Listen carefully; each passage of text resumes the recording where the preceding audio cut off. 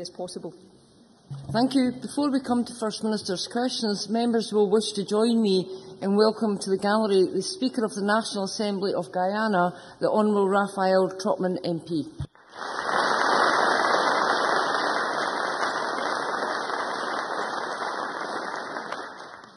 Question number 1, Joanne Lamont. Thank you very much, Presiding Officer. And in welcoming the First Minister back to his place, can I ask him what engagements is planned for the rest of the day? First Minister. I've written, Presiding Officer, to the Government and the President of the United States expressing the sympathy and solidarity of Scotland in relation to the extraordinary weather conditions which have engulfed the eastern seaboard. And later today I'll have meetings to take forward the Government's programmes for Scotland. Joanne Lamont. And I'm sure in that letter our sensibilities and sympathies go to the people of America in these difficult times. Last week, the Deputy First Minister's spokesman said there was a cast iron position that an independent Scotland would retain the pound. I congratulate the First Minister on gaining such unequivocal agreement. Can I ask when this agreement with the Treasury and the Bank of England was reached, when and where was it signed, and when did negotiations start? First Minister. Well, I'm sure that even Joanne Lamont's heard that the Secretary of State for Scotland pointed out that there was no legal bar on Scotland having sterling as its currency. And the proposition that we put forward for a sterling zone is an extremely reasonable one. I'm not certain of what the Labour Party's position in terms of the currency of an independent Scotland should be, but we think it suits the interests of Scotland and suits the interests of the rest of the UK to have a sterling zone. In terms of Scotland's interest, there's the argument for continuity of the sterling position. In terms of both our interests, it's what would be called an optimal currency area in terms of the productivity of both currencies. It's not my description. It's the description of the Institute of Fiscal Studies. And lastly, the question as to why it would be in interest of the rest of the UK, well, of course, revenues from Scotland's resources would come to Scotland, but in terms of the protection to the balance of payments, it would afford some £40 billion sterling protection to the balance of payments of the sterling zone. I think they'd be biting our hands off for Scotland to retain that sterling membership. Joanne Lamont. Well, in the First Minister's own words, that was a very, very convincing response in terms of the debate. Because there's not a legal bar to a lot of things, but that's a different point altogether from a cast iron guarantee. Hope, expectation, it would all be great if they could just agree with it, is not the same as a cast iron guarantee. Surely even the First Minister understands that. So let me recap. According to the First Minister, we'll be in the EU without having to reply, and we know that without asking any other member state or anyone for legal advice. We know we won't have to have the euro, and we don't need to ask about that either. And we'll keep the pound, and we don't need to ask anyone about that too. Can I ask the First Minister, without looking at the long-range forecast, what will the weather be like in an independent Scotland? First Minister. I wonder, Order. First Minister. in the interests of a serious debate on the issue,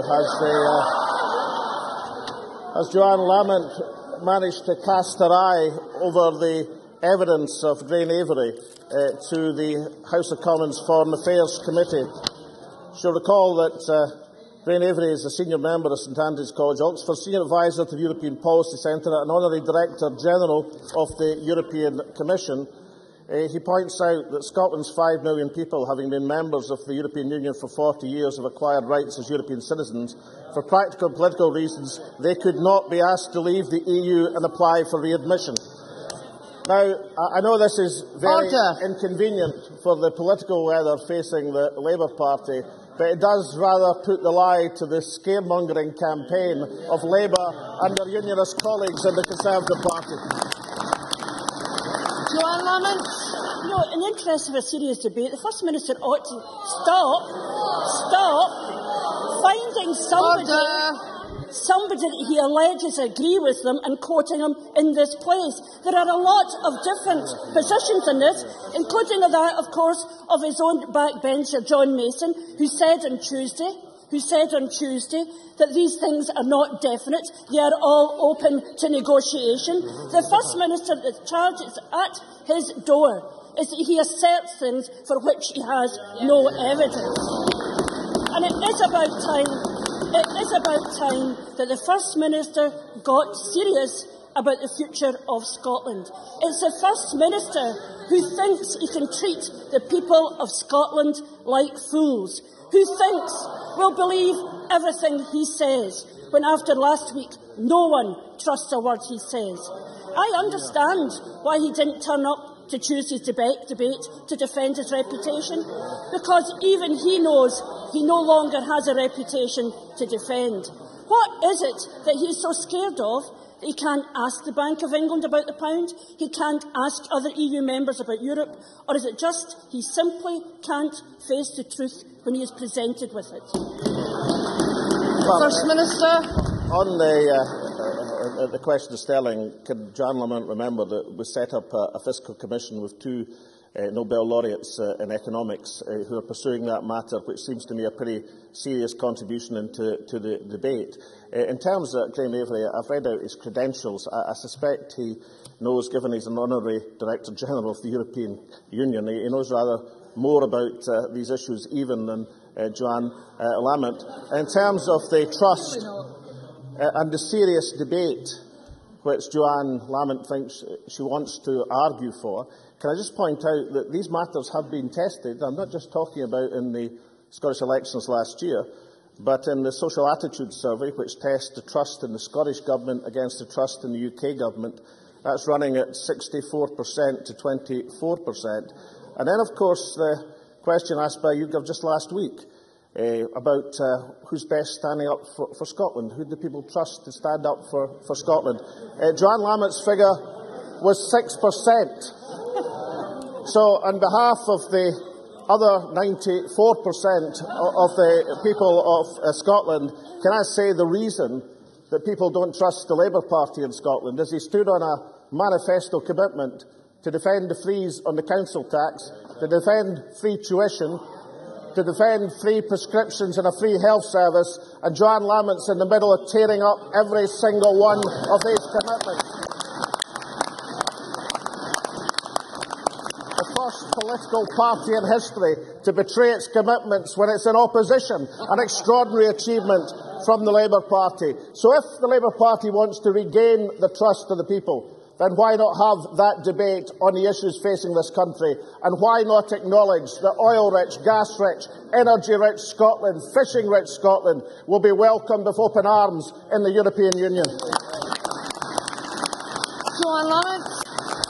In the debate about Scotland's future, I stand with Campbell Christie in saying in tough times you look at competing good demands and make sure that those of us with the broadest shoulders are the ones that take the heaviest burden. And he says he's setting up his fiscal group.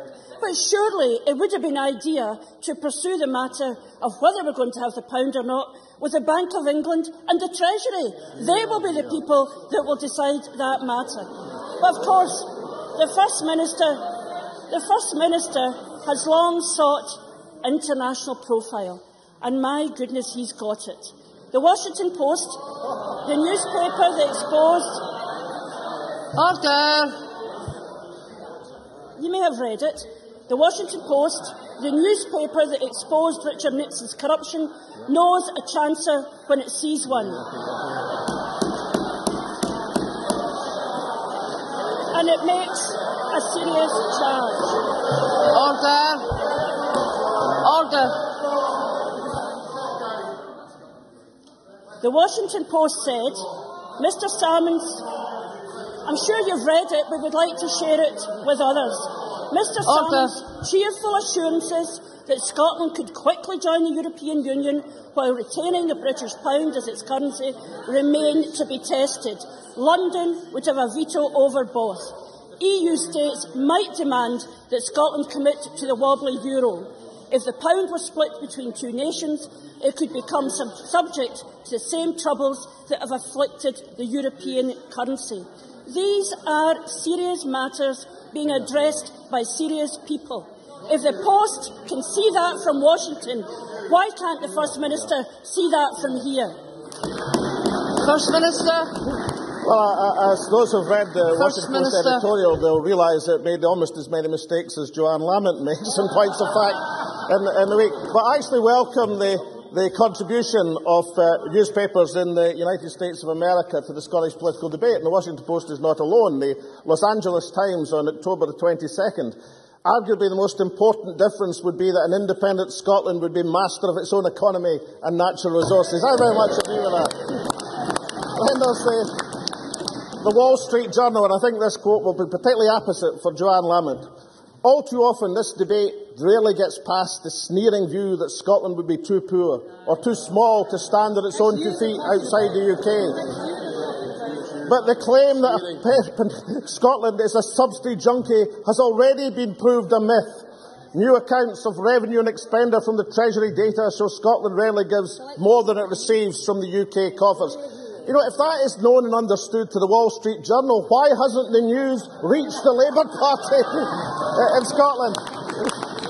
But can I say to Joanne Lamont, I'm absolutely fascinated by the approach to the serious political debate. And you know, a year is a kind of a time in Joanne Lamont's leadership, because I came across an article, actually an interview she did with The Guardian just a year ago, when she talked about her great frustration. Her great frustration. I'm more frustrated by the politics where you play the man and not the politics.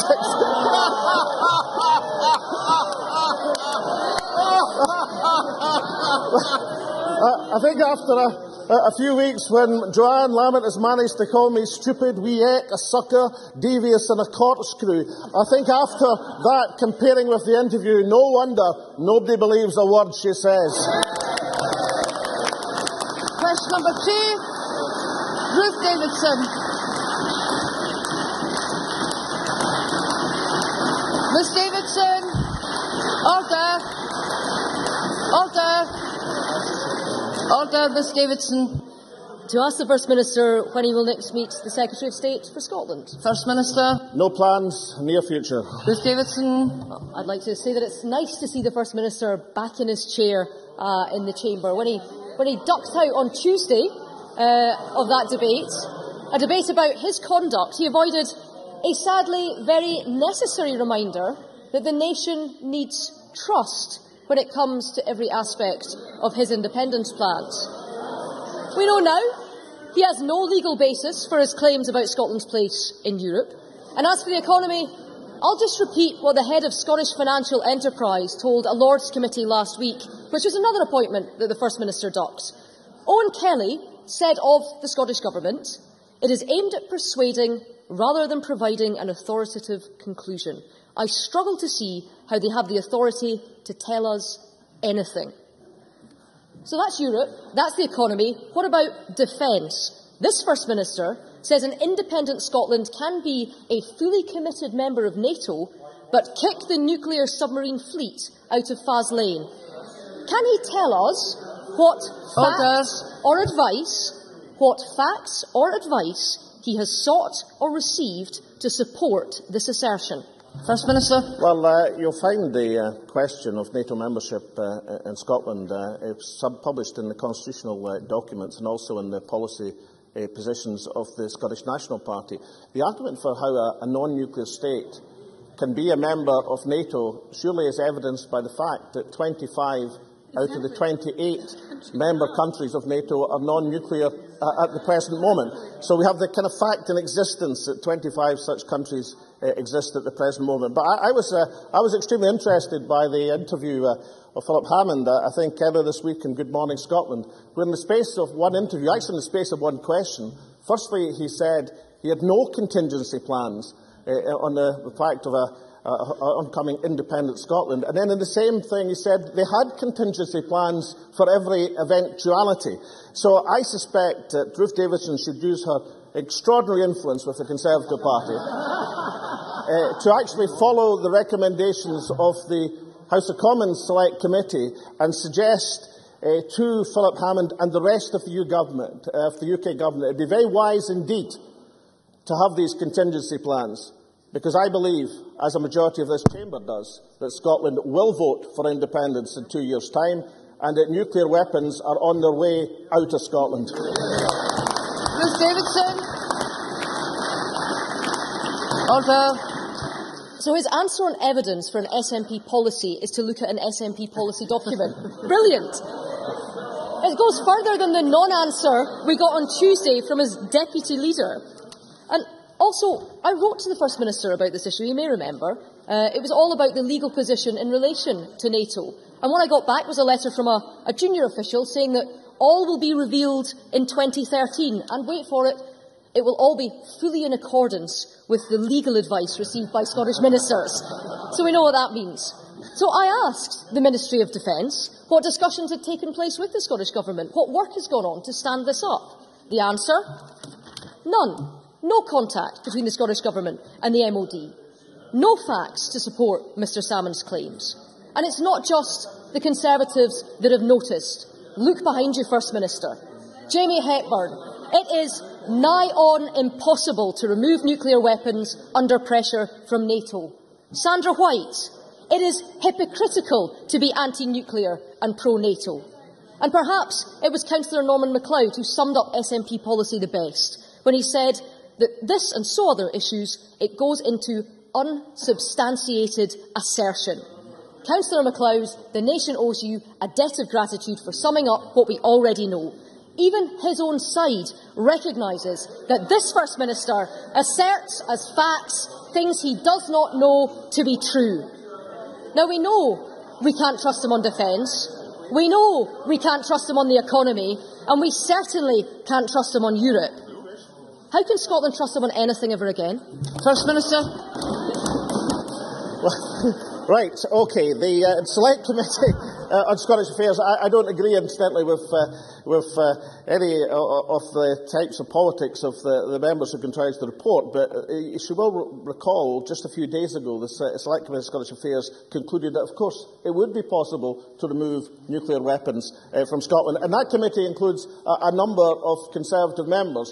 Obviously, it can't include any Conservative members from Scotland because there are none outside government at the present moment. That was the conclusion. My evidence was that 25 out of 28 NATO member countries are non-nuclear. That seems to be pretty convincing evidence. As far as divisions in a party are concerned, I don't think Ruth Davidson is in a splendid position to comment on that at the present moment. The preference is that this party has open debate at its annual conference. What happens to the Conservative Party is there's a group of about 50 MPs intent on bringing down their government at Westminster and seem to be doing a splendid job. On Tuesday, of course, I was giving a speech on renewable policy to the UK Renewables Conference. At the same time, John Hayes, the UK Minister, gave a speech which he then didn't give, which was then leaked to the Telegraph and the Mail, which was then contradicted by his boss at 10:30 yesterday morning and by the Prime Minister's questions. And today his predecessor has entered the debate disagreeing with his successor. I think in the context of the chaos and confusion on Tuesday on UK energy policy, I think the policy of the Scottish National Party looks pretty firm and pretty consistent. And lastly, on the question of trust, I mentioned the 6% who believe that Joanne Lamont stands up for Scottish interests. Ruth Davidson, you're up there challenging. It was 5% for you. We have a constituency question. Tavish Scott. Thank you, Presiding Officer. Is the First Minister aware that the RMT Union is balloting the crews that serve on the Orkney and Shetland ferry service at this time, that we potentially face in the islands industrial action over the Christmas holiday period, that would have a devastating impact on families and students returning home for Christmas, on the goods and perishable products that need to move into the islands, and particularly on the salmons, mussels and whitefish that is exported from the islands at that key time for those industries. Will he undertake to ensure the government looks into this issue, make sure that a strike does not happen, and that we can look forward to Christmas without disruption at this time? First Minister. Well, the government is aware of the the possibility of industrial action, and will be doing its utmost to avoid industrial action which would severely inconvenience people in the Northern Islands. I would say to Tavish Scott, of course, that the RMT have balloted industrial action in a number of times in recent times, and many of these disputes have been settled. And I'm sure this whole chamber believes and hopes that this dispute will be settled as well. Thank you, Presiding Officer. To ask the First Minister what discussions the Scottish Government has had with the National Museum Scotland regarding the potential closure of the National Museum of Costume, which is so vital to the local economy of Dumfries and Galloway in my region, and also is part of a very strong network of tourism infrastructure down there and would be a really serious loss to the local economy. First Minister. Well, I'm aware of the issue, and can I undertake that Fiona Hislop, the Cultural Secretary, will contact the member, and if she seeks a meeting, that meeting will be granted, so the issue can be discussed in substantial detail. Question number 3, Willie Rennie. To ask the First Minister what issues will be discussed at the next meeting of the Cabinet. First Minister. Issues of importance to the people of Scotland. Willie Rennie. The First Minister and I can agree that it would be unlikely an independent Scotland would be excluded from the European Union. I'm afraid we missed the point. The question is the terms. So has he secured any agreements with the 27 countries of the European Union to show that they will approve his detailed terms for Scotland's place in Europe? First Minister. Well, I don't know if Willie Rennie's caught up with the news today that I shouldn't call it his government, but of course it's a government he supports at Westminster, has just confirmed that they are not going to take up the European Commission's offer for the European Commission's advice on this matter. So it does put them in a kind of strange position as far as the clarity is concerned. But I referred to Jan Lamont, to Graham Avery's paper a few seconds ago. I think I should refer Willie Rennie to it as well. Particularly, I think, the second last sentence. Such solutions would, in fact, be in Scotland's interest, since it could expect to obtain a better deal as a member state with a full voice and vote in the European Union than in the pre-independence period. That seems to me, from an independent academic, a pretty strong statement of our belief that Scotland would be better as a member state of the European Union than a subsidiary part of a state which, as I see from various events within the coalition government, it doesn't seem to be particularly enthusiastic about European Union membership at the present moment. Willie Rennie. The First Minister would have to get the agreement from 27 countries, not just the opinion of the European Commission. And Mr Avery said that Scotland's terms of membership would be the subject to agreement with the 27 other governments. So it's hard to believe that the First Minister doesn't have one single agreement. He clearly thinks all 27 will just sign up to whatever he wants. This is not just about the specific legal advice he asked for or not, or the academic opinion he prefers to cite or ignores. This is about the politics, the domestic politics of other countries too. The First Minister might not like this, but other people now doubt what he says. And they want to know for sure what they might lose before they vote in any referendum. So, as he has no agreements with other countries yet, when does he expect to get them? Or will it be vote first and ask questions later? First Minister. I really do suggest that he pays more attention to reading the paper from Graham Avery. The key points it makes is that Scotland's position will be negotiated from within the European Union. He also goes on to express the view that I've read out to Willie Rennie, that would be a rather better position as an independent state than we have at the present moment. Why is that important in terms of this debate? Well, it rather gives the lie in a counterbalance to the arguments of people who I'm sure Willie Rennie wouldn't want to follow, since he says he was absolutely sure that Scotland would become a member of the European Union. But wasn't it Lord Wallace just a few weeks ago who was openly speculating on Scotland being shunned and put out of the European Union? So once the Liberal Democrats can get a consistent policy between their few members in Scotland, then perhaps they should come to the Chamber. We're in a situation at the present moment where I think, and this is a fairly modest assertion, that there is a good deal of uncertainty over the UK's membership of the European Union. Why is there a good deal of uncertainty? Because the partners in the UK coalition have a sizable group of people who want to leave the European Union. Now, given that Willie Rennie is part of a party which is in government with a great deal of people, and perhaps even cabinet ministers, who want to leave the European Union, then I don't think he's in a good position to come to this chamber and lecture us on our European credentials. Scotland's a European nation. We intend to stay a European nation. Resource-rich, energy-rich, oil-rich Scotland will be welcomed in Europe. And given I've mentioned to the other two political leaders, I can hardly resist telling Willie Rennie that while Joanne Lamont got 6%, Ruth Davison 5%, his total was 2% of the Scottish population. Question number 4, Christina McKelvey. Thank you very much, Presiding Officer. To ask the First Minister what the economic benefits for Scotland are of replacing Trident. First Minister. Well, Scottish taxpayers currently pay £163 million a year towards the running of Trident.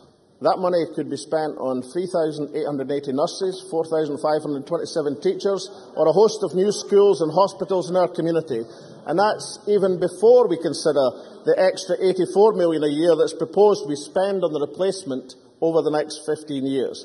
This week we've had the UK Defence Secretary coming up to Scotland saying he hasn't even considered the people of Scotland who vote yes in 2014, and he plans to foist on this country nuclear weapons over the next 50 years, the next half a century.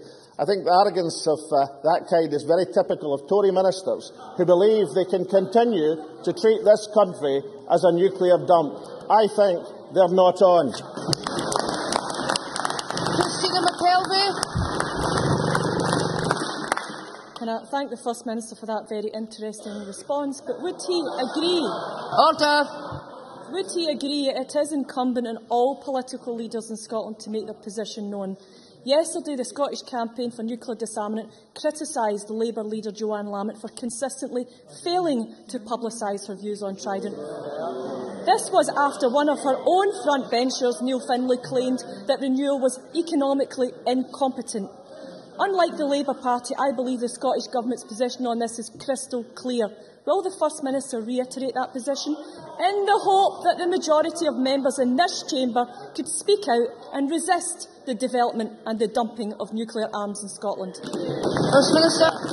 Well, not just the Scottish Government, but a majority of this chamber have voted to get Trident out of Scotland. That opinion is shared across Civic Scotland by the churches, the STUC and civil society who oppose Trident.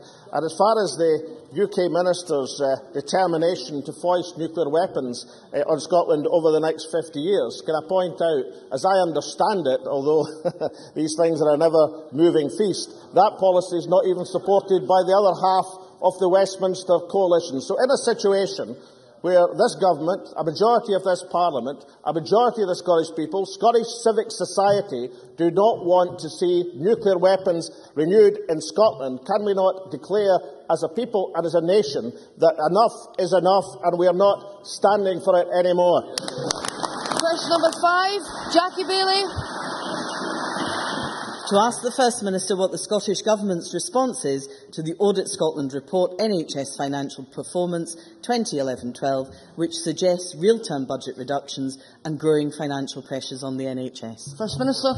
Well, the Scottish Government, as the member well knows, has protected spending in the National Health Service, has ensured there will be above real terms resource funding increases from in 2012 and 13 to 2014-15, just as we committed to in our manifesto. That's reflected in an average uplift to the territorial health boards of 3.3% in 2013-14, as compared to the current Treasury deflator of 2.5%. The Audit Scotland report, NHS Financial Performance, highlighted that the NHS broke even and said that the relatively small surpluses achieved by boards at the year-end highlights the careful management of the financial position. Jack Bailey. The First Minister's response reminded me of NHS Lothian's approach to waiting times, where there was a culture of strongly discouraging the reporting of bad news. I hope the First Minister will not continue to be in denial about the problems facing the NHS. Would you therefore agree that the cuts to nursing numbers of over 2,500 are having a direct impact not just on patient care but on nurses themselves? And today, in the Edinburgh Evening News, we find that 17,500 working days are lost amongst nurses alone due to stress in NHS Lothian, a record high. Is that not a wake-up call for the SNP and the First Minister? First Minister. Yes, and of course, Jackie Baillie also knows that sickness absence across the National Health Service is much lower than when Labour were in government. She also should know that on every indicator, the National Health Service in Scotland is performing at record levels, which is a tribute to the nurses, to the doctors, to every single worker in our National Health Service. You know, Jackie Baillie says I'm not a purveyor of bad news, and I think that's probably true, but she could never claim that title for herself. I mean, it is after all less than a year ago since Jackie Baillie assured us in a press statement that Scotland was, quote, the superbug capital of Europe. Unfortunately for Jackie Baillie, it was then found out the statistics she was relying on related to the period of Labour in government in Scotland. Now, I don't know, and I'm open to correction on this, if Jackie Baillie has ever had the grace and the courtesy to apologise for that slight on the National Health Service. Well, you know, I'm just quoting the superbug capital of Europe. The statistics are based on a survey of 2007 when Labour Party were in government. Clearly a major mistake from Jackie Baillie, but surely evidence from my contention that Jackie Baillie and bad news are never far separated. Question number 6, Nigel Don. Thank you, Presiding Officer. To ask the First Minister what progress has been made to ensure equal pay by employers subject to its public sector pay policy. First Minister. Well, we're committed to ensuring pay systems in the public sector are fair and non-discriminatory. Scotland has a strong record in this area. The gender pay gap is smaller and closing faster in Scotland than the rest of the UK. However, the gap still exists. I don't think that's acceptable, and we will continue to work with key partners to address the issue. Nigel Don. I'm grateful to the First Minister for his comments about protecting household incomes through equal pay and social wage within public sector pay policy. I note a letter in the Sunday Herald a few weeks back from Bob Holman, one of the Labour Party's renowned anti-poverty campaigners, who considered that universal services were also an essential part of Labour policy. Does the First Minister share my surprise that it seems that the SNP is now the only major political party which maintains this view? First Minister. Well, that's certainly correct. Of course, these services were considered vital in the Labour Party manifesto last year when Joanne Lamont was Deputy Leader of the party, but now are to be sacrificed in the new Labour policy review. I think the social wage is an important concept. I think also the living wage is an important concept. The living wage helps us close the gender gap in pay, and the social wage is part of a social contract with society, that in these tough times that people can see the government's doing their best to help them on things like the council tax, prescription charges and free tuition. I would have hoped that that would carry the vast majority of this chamber. I think the Labour Party and Joanne Lamont will find out to their cost that desertion, not of their manifesto, but desertion of these key principles will cost the Labour Party dear in Scottish politics in times to come. That ends First Minister's question. We now move to members' business. Members who are leaving the chamber should do so quickly and quietly, and any members who are leaving the gallery should hasten and keep the noise levels down. Thank you.